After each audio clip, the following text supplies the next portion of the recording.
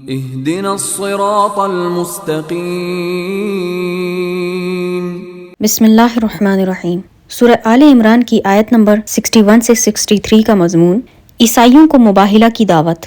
فمن حاجک فیہ من بعد ما جاءک من العلم فقل تعالوا ندعو ابناءنا وابناءکم ونساءنا ونساءکم وانفسنا وانفسکم ثم نبتہل فنجعل لعنت اللہ علی الکاذبین۔ ترجمہ: پھر جو شخص جھگڑا کرے آپ سے اس بارے میں اس کے بعد کہ آ گیا آپ کے پاس یقینی علم، تو آپ کہہ دیجئے کہ آؤ ہم بلائیں اپنے بیٹوں کو بھی اور تمہارے بیٹوں کو بھی، اپنی عورتوں کو بھی اور تمہاری عورتوں کو بھی، اپنے آپ کو بھی اور تم کو بھی، پھر بڑی عاجزی سے اللہ کے حضور التجا کریں، پھر بھیجیں اللہ تعالیٰ کی لعنت جھوٹوں پر۔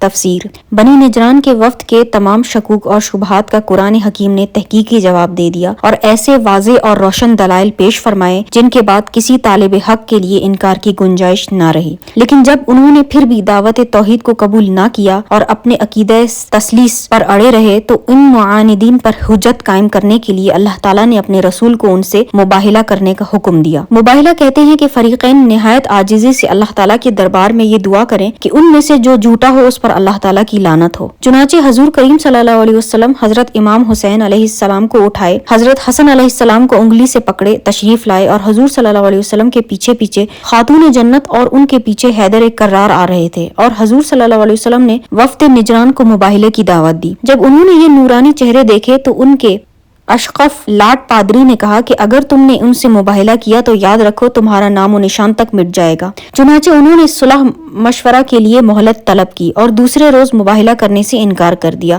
اور جزیہ ادا کرنے کے لیے تیار ہو گئے اور صلح کر لی۔ یہ واقعہ 10 ہجری میں ہوا، جو حضور صلی اللہ علیہ وسلم کی نبوت اور اسلام کی صداقت اور عیسائیوں کے عقیدہ تثلیث کے بطلان کی ناقابل تردید دلیل ہے۔ اگر حضور کریم صلی اللہ علیہ وآلہ وسلم کو اپنی نبوت کے متعلق ادنا سا بھی شک ہوتا تو بذات خود ان بزرگ اور عزیز ہستیوں کی معیت میں مباہلہ کے میدان میں کیوں تشریف فرما ہوتے، اور اگر نصرانیوں کو اپنے عقیدے کی سچائی کا یقین ہوتا تو وہ کبھی مباہلہ کرنے سے باز نہ آتے۔ اگلا ہے، بعض لوگوں نے یہاں یہ ثابت کرنے کی بیجا کوشش کی ہے کہ نبی کریم صلی اللہ علیہ وسلم کی صرف ایک صاحبزادی حضرت فاطمہ الزہرا ہی تھیں، ورنہ دوسری صاحبزادیاں بھی اس روز مباہلہ میں شرکت کرتی۔ تو ان کی خدمت میں گزارش ہے، تاریخ کی تمام معتبر کتابوں میں موجود ہے کہ حضور صلی اللہ علیہ وسلم کی 4 صاحبزادیاں ہیں، اور اس روز خاتون جنت کا اکیلے تشریف لانا اس لیے تھا کہ باقی صاحبزادیاں انتقال فرما چکی تھی۔ حضرت رقیہ 2 ہجری میں، حضرت زینب 8 ہجری میں اور حضرت ام کلثوم 9 ہجری میں انتقال فرمایا، اور یہ واقعہ 10 ہجری کا ہے۔ اگلا ہے، اس لفظ سے بعض لوگوں نے حضرت علی کرم اللہ وجہ کی خلافت بلا فصل پر استدلال کیا ہے۔ ان کا کہنا ہے کہ انفسنا سے مراد حضرت علی کرم اللہ وجہ ہیں، جس سے ثابت ہوا کہ آپ نفس رسول ہیں، گویا آپ رسول جیسے ہیں۔ تو جب آپ رسول کریم صلی اللہ علیہ وسلم کے مساوی ہو گئے تو پھر آپ سے زیادہ خلافت کا حقدار اور کون ہو سکتا ہے؟ تو اس کے متعلق التماس ہے کہ حضرت علی کا شمار ابنا میں ہے، کیونکہ آپ نبی کریم صلی اللہ علیہ وسلم کے داماد تھے اور داماد کو بیٹا کہا جاتا ہے، اور اگر انفسنا میں ہی شمار کریں تو عینیت اور مساوات کہاں سے ثابت ہوئی؟ کیونکہ یہ لفظ تو ان لوگوں کے لیے بھی استعمال ہوتا ہے جو قریبی رشتہ دار یا دینی اور قومی بھائی ہوں، جیسے یخرجون انفسہم من دیارہم، وہ اپنے نفسوں کو یعنی اپنے قومی بھائیوں کو ان کے وطن سے نکال رہے ہیں۔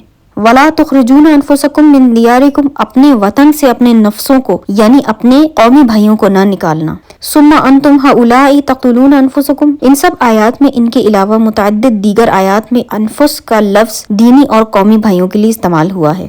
ان ھذا لہو القصص الحق وما من الہ الا اللہ وان اللہ لہو العزیز الحکیم۔ ترجمہ: بے شک یہی ہے واقعہ سچا اور نہیں کوئی معبود سوائے اللہ کے، اور بے شک اللہ ہی غالب ہے اور حکمت والا ہے۔ تفسیر: ان حکایات اور تفصیلات کے بعد اس آیت میں ان سب کا حاصل بیان فرما دیا کہ اللہ تعالیٰ کے بغیر کوئی خدا اور معبود نہیں۔ جو کسی مخلوق کو خدا یا خدا کا بیٹا تسلیم کرتا ہے وہ راہ راست پہ بھٹک گیا ہے۔ قل یا اہل الکتاب تعالوا الی کلمۃ سواء بیننا وبینکم الا نعبد الا اللہ ولا نشرک بہ شیئا ولا یتخذ بعضنا بعضا اربابا من دون اللہ فان تولوا فقولوا اشہدوا بأننا مسلمون۔ ترجمہ: میرے نبی آپ کہیے اے اہل کتاب آؤ اس بات کی طرف جو یکساں ہے ہمارے اور تمہارے درمیان، وہ یہ کہ ہم نہ عبادت کریں کسی کی سوائے اللہ کے اور نہ شریک ٹھہرائیں اس کے ساتھ کسی چیز کو، اور نہ بنا لے کوئی ہم میں سے کسی کو رب اللہ کے سوا۔ پھر اگر وہ روگردانی کریں اس سے تو تم کہہ دو گواہ رہنا اے اہل کتاب کہ ہم مسلمان ہیں۔ تفسیر: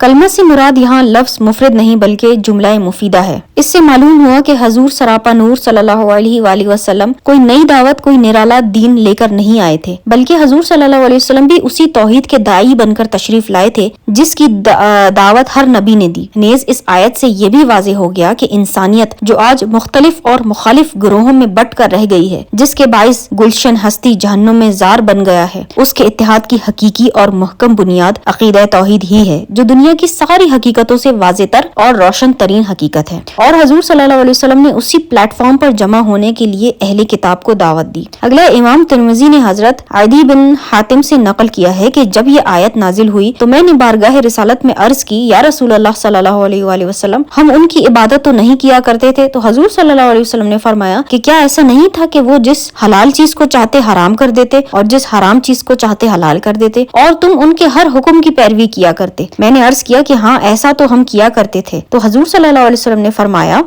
یعنی اللہ کے حکم کے بغیر کسی کو حلال و حرام کرنے کے کلی اختیارات سونپ دینا ہی تو اس کی عبادت کرنا اور اس کو رب بنانا ہے۔ اب بھی اگر کوئی شخص کسی کے متعلق یہ عقیدہ رکھے کہ وہ شریعت کی حلال کردہ چیزوں کو حرام اور حرام کردہ چیزوں کو حلال کر سکتا ہے تو وہ بھی اسی توبیق کا مستحق ہے۔ اس آیت کریمہ میں اہل کتاب کی آنکھوں سے تعصب کا پردہ اٹھانے کی ایک عجیب اور لطیف اسلوب میں کوشش کی گئی ہے۔ انسان جب کسی دوسرے کو حق و صداقت کے میدان میں سبقت لے جاتے ہوئے دیکھتا ہے تو یہ جذبہ قدرتاً اس کے اندر بھی بیدار ہونے لگتا ہے کہ جب اور لوگ تمام رکاوٹوں کو عبور کر کے حق کی طرف بے تابانہ لپک رہے ہیں تو میں کس سے پیچھے کیوں ہٹوں؟ مسلمانوں کے اس اعلان سے یہود و نصارہ کے دل میں بھی یہی جذبہ پیدا کرنا مقصود ہے۔ اگلی 65 سے 68 آیت کا مضمون اہل کتاب کو حضرت ابراہیم علیہ السلام کی پیروی کی دعوت۔ یا اہل الکتاب لما تحاجون فی ابراہیم وما انزلت التوراۃ والانجیل الا من بعد افلا تعقلون۔ ترجمہ: اے اہل کتاب کیوں جھگڑتے ہو تم ابراہیم کے بارے میں حالانکہ نہیں اتاری گئی تورات اور انجیل مگر ان کے بعد، کیا اتنا بھی تم نہیں سمجھ سکتے؟ تفسیر: حضرت ابراہیم علیہ السلام کے فضائل و کمالات کے سب معترف تھے اور سب اس پر متفق تھے کہ آپ کا دین ہی سچا دین ہے اور آپ کا راستہ ہی سیدھا راستہ ہے۔ اس لیے اپنے آپ کو سچا ثابت کرنے کے لیے یہودی دعویٰ کیا کرتے کہ حضرت ابراہیم علیہ السلام یہودی تھے اور عیسائی دعویٰ کیا کرتے کہ آپ عیسائی تھے۔ ان کے اس غلط دعوے کا بطلان کیا جا رہا ہے کہ یہودیت اور عیسائیت بعد کی پیداوار ہیں۔ حضرت ابراہیم علیہ السلام کا زمانہ تو صدیوں پہلے کا ہے جب یہودیت و نصرانیت کا وجود ہی نہ تھا، اس لیے ان کو یہودی یا عیسائی کہنا کہاں کی دانشمندی ہے۔ ہا انتم ہؤلاء حاججتم فیما لکم بہ علم فلما تحاجون فیما لیس لکم بہ علم واللہ یعلم وانتم لا تعلمون۔ ترجمہ: سنتے ہو تم وہ لوگ ہو جو جھگڑتے رہے ہو اب تک ان باتوں میں جن کا تمہیں کچھ نہ کچھ علم تھا، بس اب کیوں جھگڑنے لگے ہو ان باتوں میں نہیں ہے تمہیں جن کا کچھ علم، اور اللہ تعالیٰ جانتا ہے اور تم نہیں جانتے۔ ما کان ابراہیم یہودیا ولا نصرانیا ولکن کان حنیفا مسلما وما کان من المشرکین۔ ترجمہ: نہ تھے ابراہیم یہودی اور نہ نصرانی بلکہ وہ ہر گمراہی سے الگ رہنے والے مسلمان تھے اور نہ ہی وہ شرک کرنے والوں میں سے تھے۔ تفسیر: گمراہی سے منہ موڑ کر حق کی طرف متوجہ ہونے کو عربی میں الحنف کہتے ہیں اور حق سے روگردانی کر کے گمراہی کی طرف مائل ہونے کو جنف الجنف کہتے ہیں۔ تو حنیف کا معنی ہوا ہر باطل و گمراہی سے منہ موڑ کر ہمتن حق و صداقت کی طرف متوجہ ہونے والا۔ قرآن بتاتا ہے کہ حضرت ابراہیم علیہ السلام تو صرف اللہ تعالیٰ کی الوہیت کے قائل تھے اور اسی ایک کی عبادت میں سرگرم تھے، نہ وہ عزیز کو خدا کا بیٹا اور نہ مسیح کو اس کا فرزند کہتے تھے، نہ صلیب کے پرستار تھے اور نہ مشرکین عرب کی طرح کسی پتھر کی مورتی کے پجاری تھے۔ ان کی توحید خالص سے تمہاری اس شرک آلود یہودیت و نصرانیت کو کیا نسبت ہو سکتی ہے؟ ان اول الناس بابراہیم للذین تبعوہ وہذا النبی والذین آمنوا واللہ ولی المؤمنین۔ ترجمہ بے شک نزدیک تر لوگ ابراہیم علیہ السلام سے وہ تھے جنہوں نے ان کی پیروی کی، نیز یہ نبی کریم صلی اللہ علیہ وسلم اور جو اس نبی پر ایمان لائے، اور اللہ تعالیٰ مددگار ہے مومنوں کا۔ ترجمہ بے شک نزدیک تر لوگ ابراہیم علیہ السلام سے وہ تھے جنہوں نے ان کی پیروی کی، نیز یہ نبی اور جو اس نبی پر ایمان لائے، اور اللہ تعالیٰ مددگار ہے مومنوں کا۔ تفسیر اہل حق سے تعلق اور تقریب کا انحصار اس پر نہیں کہ آپ ان سے اپنی وابستگی کے طویل و عریض دعوے کریں، بلکہ اس کا دار و مدار ان کی سچی پیروی پر ہے۔ جس نے ان کے پیغام کو دل سے قبول کیا اور زندگی بھر اس پر کاربند رہا، وہی ان سے قریب ہے، وہی ان کا دوست ہے۔ اس لیے قرآن حکیم نے تصریح کر دی کہ حضرت ابراہیم سے تقرب کا شرف یا ان لوگوں کو حاصل ہے جو ان پر ایمان لائے اور ان کی پیروی کی، یا اس نبی امی کو جس نے دین ابراہیمی کو نئی زندگی اور تازہ قوت بخشی، اور یا اس کے جانباز غلاموں کو جو ابراہیمی مشن کو سربلند کرنے کے لیے ہر قربانی دینے کے لیے آمادہ ہیں۔ تمہیں کیا واسطہ اللہ کے خلیل سے جو دنیا کی محبت اور اقتدار کی ہوس میں یوں کھوئے ہوئے ہو کہ حق کو پہچانتے ہوئے حق کو قبول کرنے کے لیے تیار نہیں ہو۔ اگلی 69 سے 71 آیت کا مضمون اہل کتاب کی مسلمانوں سے دشمنی۔ وَدَّتْ طَائِفَةٌ مِّنْ أَهْلِ الْكِتَابِ لَوْ يُضِلُّونَكُمْ وَمَا يُضِلُّونَ إِلَّا أَنفُسَهُمْ وما یشعرون۔ ترجمہ دل سے چاہتا ہے ایک گروہ اہل کتاب سے کہ کسی طرح گمراہ کر دے تمہیں، اور نہیں گمراہ کرتے مگر اپنے آپ کو، اور وہ اس حقیقت کو نہیں سمجھتے۔ تفسیر چاہیے تو یہ تھا کہ اہل کتاب حضور کریم صلی اللہ علیہ وسلم پر ایمان لاتے، لیکن ایمان لانا تو کجا، ان کی ضد اور عناد کی یہ حالت ہے کہ جو راہ راست پر چل رہے ہیں ان کے متعلق بھی ان کی آرزو یہ ہے کہ وہ بھٹک جائیں۔ اگر وہ ان کا مذہب قبول نہیں کرتے تو کم از کم مسلمان تو نہ رہیں۔ اسی لیے مسلمانوں کو اسلام سے بدظن اور برگشتہ کرنے کے لیے سارے جتن کرتے، ان کے سامنے طرح طرح کے شبہات پیش کرتے، گوناگون الزامات تراشتے۔ اللہ تعالیٰ فرماتا ہے کہ وہ اس ناپاک مقصد میں تو کبھی کامیاب نہیں ہو سکتے، البتہ وہ اپنے نامہ اعمال کی سیاہی میں ضرور اضافہ کر رہے ہیں اور بے خبری میں اپنے آپ کو ہلاکت کے گھڑے میں پھینک رہے ہیں۔ یا اہل الکتاب لما تکفرون بآیات اللہ وانتم تشہدون۔ ترجمہ اے اہل کتاب کیوں انکار کرتے ہو اللہ کی آیتوں کا حالانکہ تم خود گواہ ہو۔ تفسیر اسلام کی صداقت و حقانیت کے دلائل اس قدر واضح اور روشن ہیں گویا وہ اسلام کی صداقت کا اپنی ان آنکھوں سے مشاہدہ کر رہے ہیں، لیکن یوں آیاں دیکھ لینے کے باوجود بھی ان کا اسلام کو قبول نہ کرنا کتنی عجیب بات ہے۔ یا اہل الکتاب لما تلبسون الحق بالباطل وتکتمون الحق وانتم تعلمون۔ ترجمہ اے اہل کتاب کیوں ملاتے ہو حق کو باطل کے ساتھ اور کیوں چھپاتے ہو حق کو حالانکہ تم جانتے ہو۔ تفسیر لبس کا معنی ڈھانپ دینا یا کسی چیز کو دوسری چیز کے ساتھ غلط ملت کر دینا ہے، یعنی نبی کریم صلی اللہ علیہ وسلم کے کمالات و علامات جو ان کی آسمانی کتابوں کے صفحے صفحے پر سب تھے ان کو چھپا دیا کرتے یا اللہ تعالیٰ کے ان احکامات میں تحریف کر دیا کرتے تھے جن پر عمل کرنا ان کی تباہ نازک پر گراں ہوتا۔ اگلی 72 سے 74 آیت کا مضمون شعوری منافقت، یہود کی سازش۔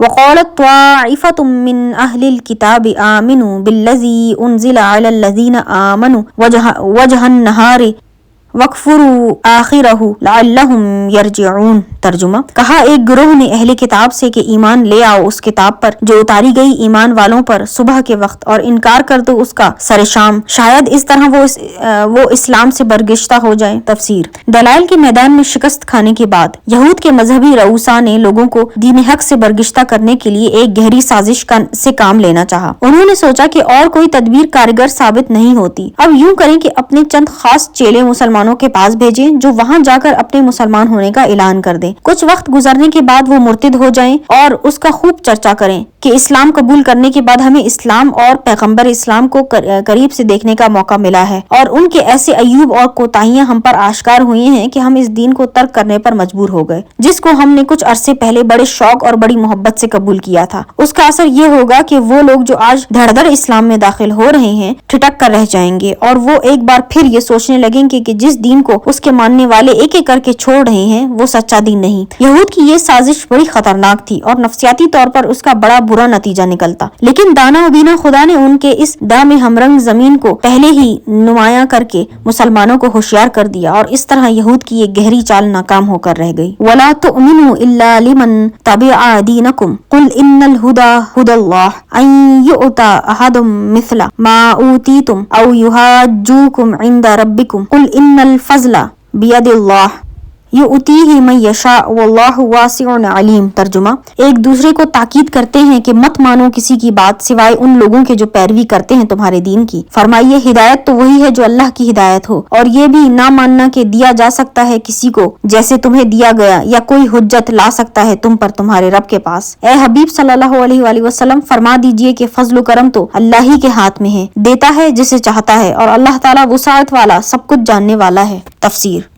مفسرین کرام نے اس آیت کو مشکل ترین آیت شمار کیا ہے، اور اس میں جو متعدد جملے ہیں ان کے باہمی تعلق پر بڑی طویل بحثیں کی ہیں، لیکن خدا رحم فرماوے امام ابو عبداللہ القرطبی پر، جنہوں نے اس آیت کو بالکل آسان بنا دیا ہے۔ فرماتے ہیں اس آیت میں قل ان الہدا ہدی اللہ جملہ معترضہ ہے، اور دوسرے سب جملوں کا تعلق لا تؤمنو سے ہے۔ اس صورت میں اس کا مفہوم یوں ہوگا، یعنی رؤوسا یہود اپنے چیلوں کو جنہیں انہوں نے اس سازش کے لیے تیار کیا تھا، یہ تین باتیں بڑی مہارت سے ذہن نشین کراتے تھے۔ پہلی بات تو یہ تھی کہ اپنے دین کے ماننے والوں کے بغیر کسی کی بات مت ماننا۔ دوسرا یہ یقین کرنا کہ جن انعامات خداوندی سے تمہیں سرفراز کیا گیا ہے وہ کسی دوسری قوم کو مرحمت نہیں کیے گئے۔ تیسرا یہ کہ بالکل مطمئن رہو قیامت کے دن بھی تم پر کوئی حجت قائم کر کے تمہیں شرمسار نہیں کرے گا۔ یہ باتیں ان کو ذہن نشین کرنے کے بعد ان کو اس خطرناک سازش کو پایہ تکمیل تک پہنچانے کا اہم فریضہ سونپا جاتا۔ علم نفسیات کے ماہر ان کی وسعت نظر کی داد دیے بغیر نہیں رہ سکتے۔ یہود کو یہ اندیشہ تھا، اور یہ بیجا بھی نہ تھا کہ کہیں ایسا نہ ہو کہ یہ بھی ان کے پاس جا کر انہی کے بن کر رہ جائیں، جیسے ان کا بارہا کا مشاہدہ تھا، اور دوسروں کو اسلام سے برگشتہ کرتے کرتے کہیں اپنوں سے ہی ہاتھ نہ دھونے پڑیں۔ اس اندیشے کی پیش بندی انہوں نے بڑی سوجھ بوجھ سے کی، اور ان کے دل و دماغ کو ایسے قالب میں ڈھالنے کی ماہرانہ سعی کی جس کے بعد اس قسم کے خطرات کا امکان ہی ختم ہو جاتا ہے۔ پہلے ان کی مذہبی عصبیت کو ہوشیار کیا اور انہیں یہ مانو نہ مانو کا سبق ازبر کرا دیا۔ ان کے بعد ان کی قوی نخوت اور نسلی برتری کے احساس کو ہوا دی گئی کہ خدا کی ساری مخلوق میں تم ہی اس کے پیارے اور لاڈلے ہو، جو انعامات تم پر کیے گئے ہیں کسی دوسری قوم پر نہیں کیے گئے، اس لیے جب تم تمام اقوام عالم سے افضل و اعلیٰ ہو تم کیوں کسی دوسری قوم کی دعوت کو قبول کرو جو تم سے فروتر ہیں۔ اب بھی ایک گوشہ باقی تھا جس طرف سے ان کی ہٹ دھرمی اور تعصب پر یورش ہو سکتی تھی، اور وہ روز قیامت کی باس پرس کا خوف اس کو یہ کہہ کر محفوظ کر دیا کہ یقین مانو قیامت کے دن بھی تم ہی سرخرو ہوگے، اور کوئی ایسی بات نہیں جس کے باعث تمہیں قیامت کے دن شرمندہ ہونا پڑے۔ اس طرح انہیں ذہنی اور روحانی طور پر بھی اسلام کے خلاف اس گھناؤنے جرم کے ارتکاب کے لیے مستعد کر دیا۔ علامہ قرطبی کی اس تفسیر کے بعد آیت کا مفہوم اتنا واضح ہے کہ ان پر پیچ تعویلات کی ضرورت ہی نہیں ہوتی۔ نبوت کسی کی ذاتی جاگیر نہیں بلکہ اللہ تعالیٰ کا فضل ہے۔ وہ حکیم و علیم جس کو اس بار امانت کے اٹھانے کا اہل دیکھتا ہے اس کو اس سے سرفراز فرماتا ہے۔ اس سے یہود کے اس دعوے کی تردید ہے کہ نبوت اولاد اسحاق علیہ السلام کی میراث ہے، بنی اسماعیل علیہ السلام سے کوئی نبی نہیں آ سکا۔ یختص برحمتہ من یشاء واللہ ذو الفضل العظیم۔ ترجمہ، خاص کر لیتا ہے اپنی رحمت کے ساتھ جسے چاہتا ہے، اور اللہ تعالیٰ صاحب فضل عظیم ہے۔